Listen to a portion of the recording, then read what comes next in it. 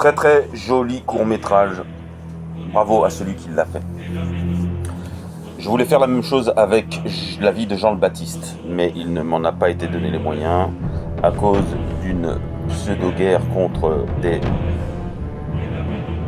âmes humaines affiliées à la doctrine babylonienne. Mais passons. Lors d'Adam, de tout temps, Lord Adam a eu sa bibliothèque sacrée. Si vous prenez le Coran par exemple, vous vous apercevrez que le prophète a eu des textes sur la vie de Noé, a eu des textes sur les mystères de la création du ciel et de la terre, etc., etc. Donc tous ceux qui représentaient la culture de Lord Adam. Donc je rappelle que la culture de Lord Adam regroupe les descendants d'Ismaël, les descendants d'Isaac, les descendants d'Ésaü et tous les descendants de l'Afrique noire, donc les afro-descendants. Toutes ces cultures englobent Lord Adam. La culture occidentale, grecque, japhétique, ne fait pas partie de Lord Adam. Cette Horde d'Adam avait des textes sacrés. Aussi, je demande à tous les vaudouisants de se référer à ces textes sacrés, de les lire, de les apprendre par cœur. La bibliothèque sacrée de Lord Adam. Et la plupart des textes sont accessibles aujourd'hui, puisque je les ai tous. Et ne pas se contenter de la Bible, qui est un fake fait par la Rome et le Vatican et les Césars. Donc vous apprenez par cœur ces livres. Chefs religieux du vaudou, des sociétés, vous apprenez ces livres par cœur.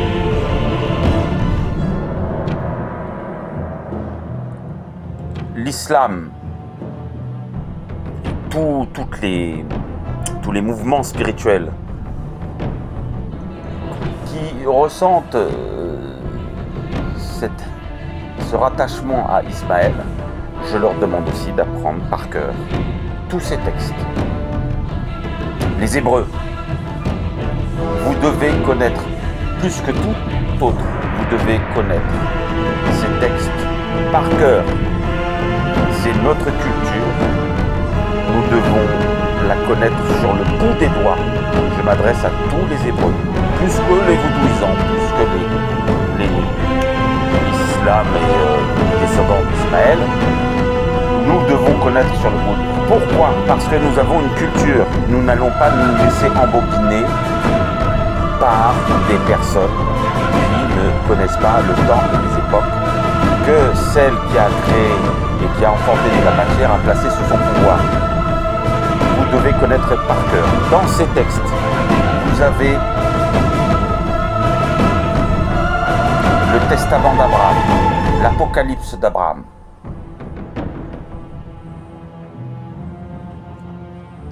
le mystère de la création du ciel et de la terre, les 12 patriarches,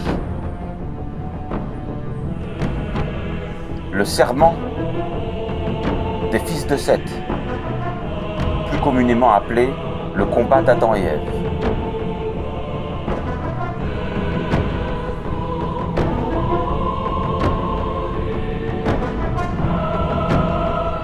Le codex nazoréen qui a été déposé au Tibet. Le livre de Thoth, qui n'est autre que le livre de Melchisédek, qui a été retrouvé aux États-Unis. Le Sefer Yetzira, etc., etc. J'ai toute la liste. Vous pensez bien. Tous ces textes ont été écrits avec un esprit pur, un esprit qui avait travaillé sur lui-même, une âme qui avait travaillé sur elle et qui s'était tenu à distance de tous les démons. Puis, grâce à cette purification, a demandé l'assistance à Gabriel pour accoucher par écrit des contemplations d'âme humaine dans l'instant présent. Donc ils ont suivi les travaux de Lord Adam. Et donc cette bibliothèque existe. Je ne parle pas de l'Égypte et de tout l'héritage des Égyptiens.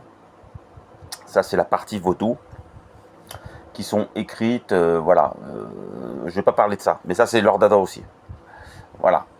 Donc, tous les chefs, que ce soit les raves du judaïsme ou les autres chefs des Hébreux, peu importe, tout chef religieux, toute âme humaine qui se sent responsable des autres, je leur demande de connaître notre culture, la culture de Lord Adam sur le bout des doigts.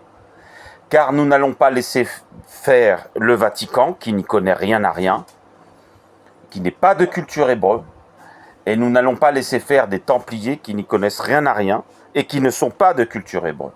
Ils devaient être des gardiens, ils sont sortis de leur rôle de gardiens, et aujourd'hui, ils amènent l'Occident aux portes des enfers.